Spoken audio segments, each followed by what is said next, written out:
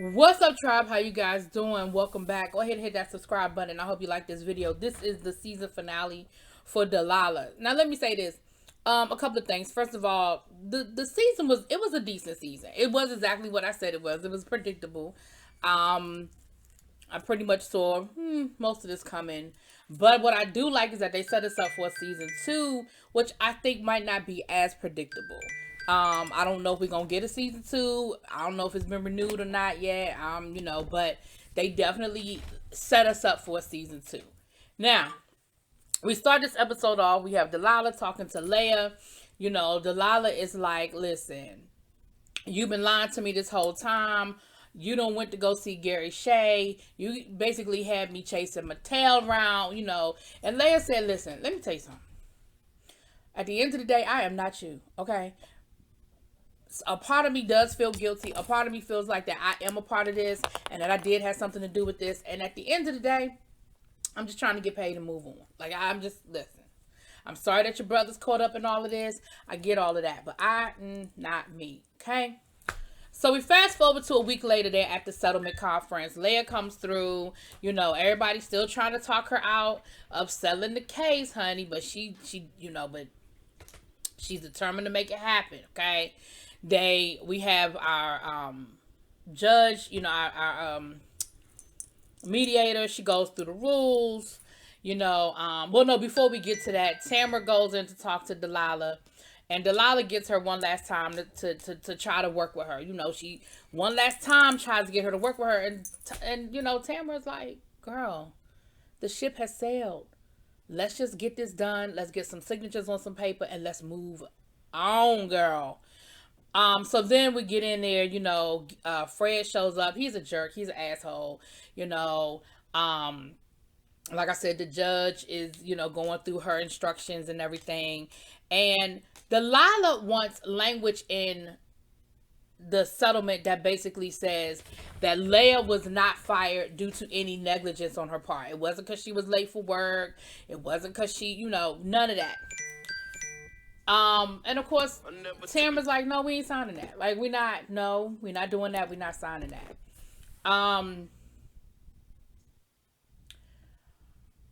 Then she lets them know that they have proof that they lying on Leia, that there really is no, that those, basically letting them know that those emails were backdated and that they have proof that the emails were backdated. And the judge was like, listen, don't worry about, is this true? Like, is there some false information here that we need to know? She was like, listen, understand something. There is no, I'm a judge, but I'm protected because I'm, I'm mediating this case. Like, it's not like I can go get them to file charges on you, but we do need to get to the bottom of this so we can close this out. And so he kind of looks at Tamara and he's like, if I sign this paperwork, should I sign this paperwork?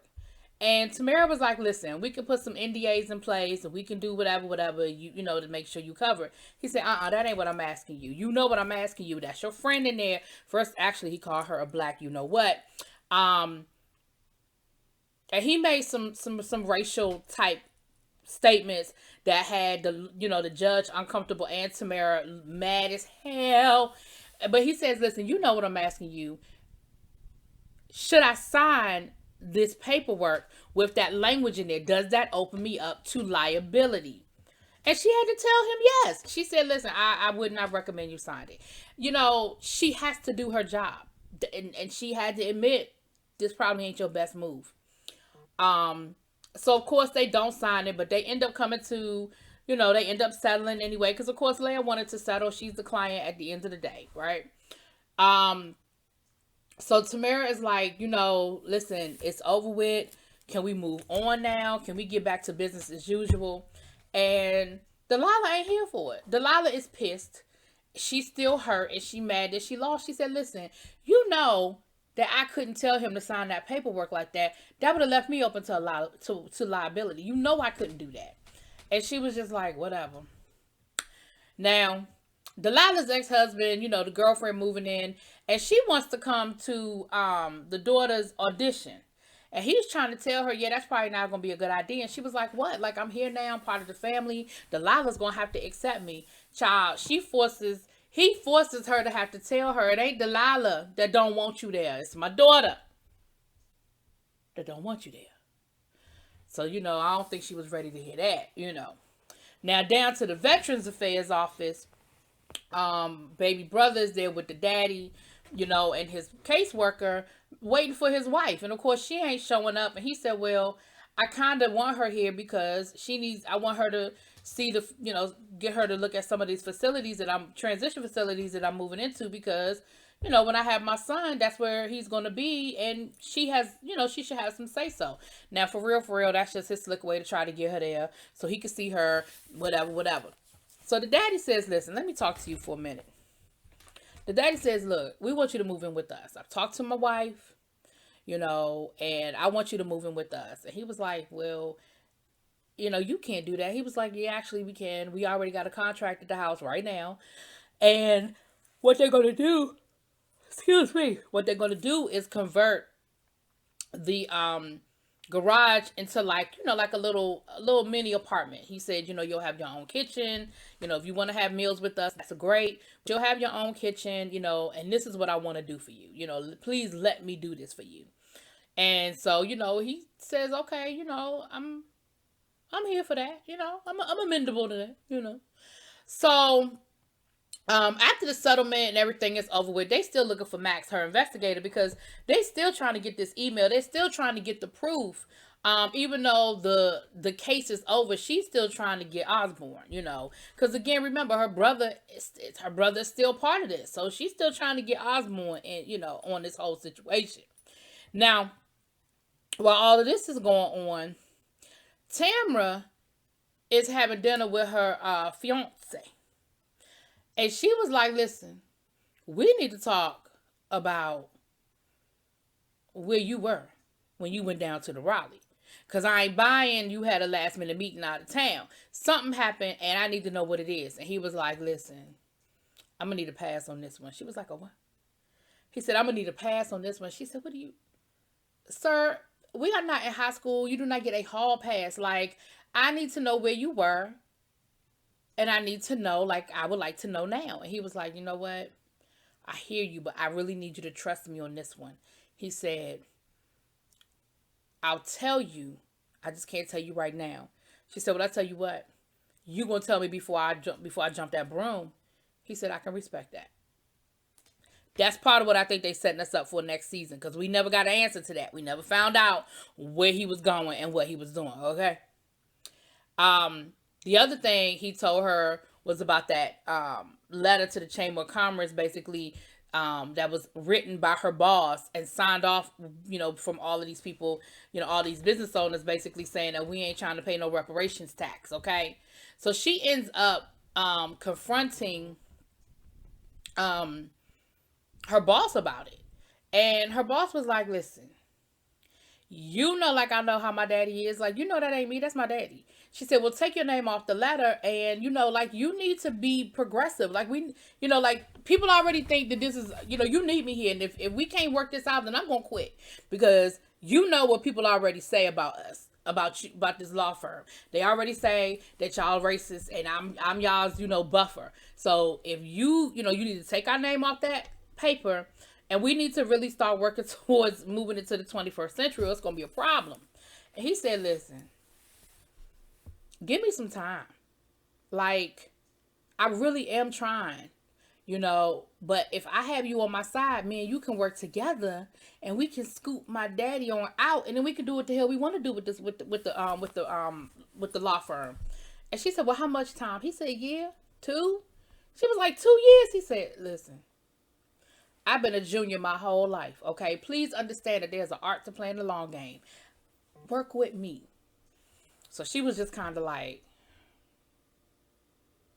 I don't know about this one. But she was like, okay. All right. Now, they looking for Max. You know what I'm saying? They can't find Max, the investigator, but they did get a phone call from an agency trying to get a referral. Now remember his friend last week that was helping him look up the stuff last week, told him about a job, and he said that he would apply for it, even though he really wasn't trying to do it. He wasn't trying to go nowhere. But they can't find him. That's another thing they didn't set us up for next season, okay? I'll get to that in a second. Now, Delilah gets Miss Barnes to represent her brother in his custody hearing, because she was like, listen, I can't do it, but I don't want it to be a stranger. So they end up going to meet with the brother, and we finally get the whole story of what happened with the father and with Delilah and why. I mean, we've pieced together most of it. Daddy, was a workaholic, but also cheated on mama. Mama ate and drank herself to death. She died literally in front of Delilah while she was home alone when she was like 12 years old. And instead of him taking the kids in himself, he shipped the kids off to go live with an aunt. She said he ain't come around for Christmas. He ain't buy no birthday gifts. Like, he basically just abandoned us. So excuse me if I'm not quick to be wanting to, forgive him or whatever. Like, it is what it is. Now, Miss Barnes was like, okay, well, I could understand where he was coming from. She was like, what? She said, I'm not saying that I excuse it, but I understand it. I mean, he must have had a lot of guilt. He probably felt really bad about how things went with your mom. Maybe didn't know how to deal with y'all, So, of course, now Delilah mad at everybody, but at the end of the day, she is definitely going to allow him to represent, allow her to represent him. So they found this phone number. They were able to trace enough to get this phone number, and that was the last person who was moving this money around between Gary Shea and Osborne. And they're trying to find out who the last person it was that called this number. It also happens to be a number down to the islands where they had this offshore account, connected or whatever. Now, Mace is the investigator, not Max, sorry. Now, Tamra is calling Delilah. Delilah was like, listen, I can't do it today. I can't talk to you about this case. I'm over it and I'm done. And Tamra was like, well, don't forget about the engagement party. She was like, I got it. I'm good. And, of course, she didn't say it like, yes, girl, I'm coming. It was, okay, I remember. And so, of course, Tamara's still kind of feeling some kind of way about the whole thing or whatever. So, Layla is down there to pick up her check, child. And, of course, you can't tell her nothing. She's talking about all these zeros at the end of her, she never seen a check with all these zeros in it before. And, how happy she is. And, of course, she said, Delilah, look, I ain't like you, okay? I ain't the crusader, always making the righteous decisions. And Delilah was like, girl, whatever. You ain't got to be no crusader making righteous decisions. You just got to make the right decision. So while Layla is there picking up her check, baby, they get the paperwork and they find out who the last person that was that made this phone call. Layla. So Delilah goes to confront Layla. She was like, so wait a minute. You knew all of this time. All this time, I've been running around here like a chicken with my head cut off. I've been getting arrested. I've been working all these extra hours. I've been trying to find proof that Fred knew about these missiles, that Fred knew that his equipment was faulty, and you knew the whole time. Child, Layla laid the whole thing out. Yeah, she knew. She said, listen, when I came to you the first time, you ain't want to take my case. So then I went to Gary Shea. Next thing I know, Gary Shea did. Because I figured maybe if you heard it from a white man, then you'd be open to it and you would listen to me. Because you ain't believe me either. She said, at the end of the day, I just wanted what was mine. Okay? Delilah asked her, talking about something, now you know how much your silence is worth. She said, I sure do. And it was worth a whole lot more than some 2 weeks, 2 weeks severance pay. She said, listen, at the end of the day, I'm sorry about what happened to your brother, but I am not here to save the world. I'm here to take my little check. You got yours, okay? You got 30% of what I got. So you got paid for your time. You got paid for your, for your pain and suffering. Okay, you went to jail. Girl, you good. Okay? I ain't asked you to get arrested. I ain't asked you to steal them files from Gary Shea, okay? And she, pretty much admitted that she did know everything about it. But she, did what she had to do to get her little money, honey. So then Delilah said, listen, you owe me. Like, she said, well, I can't testify. I signed off on that in the agreement. She said, yeah, I know you can't testify, but you owe me. You need to give me something. Give me something that I can use so I can make Osborne pay. Give me something.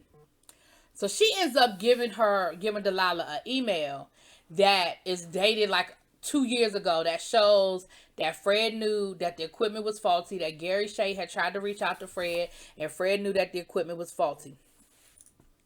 So she takes her butt on over to Osborne, honey, and she confronts Osborne with that information, tells him, you're going to start a fund. And then she bluffs and says that she knows where the guy is from the Army that signed off on all those reports, which she still didn't know where he was, child. But of course, the guy didn't know that. So the guy talking about, Osborne talking about something, how much? She said $100 million should be fine. So Delilah was able to get him to set up this $100 million fund that's going to go towards the men that were affected and their families that were affected by the faulty equipment. So Delilah got what she wanted, child. Layla got what she wanted. So next thing you know, we down to the engagement party.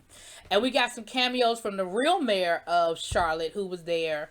And the Congressman Watt from North Carolina who was there as well. And we see her her kids are there. Now, little boy can sing, which we heard him sing earlier in the season, but he can sing. Jamal is there. They have their little moment, you know.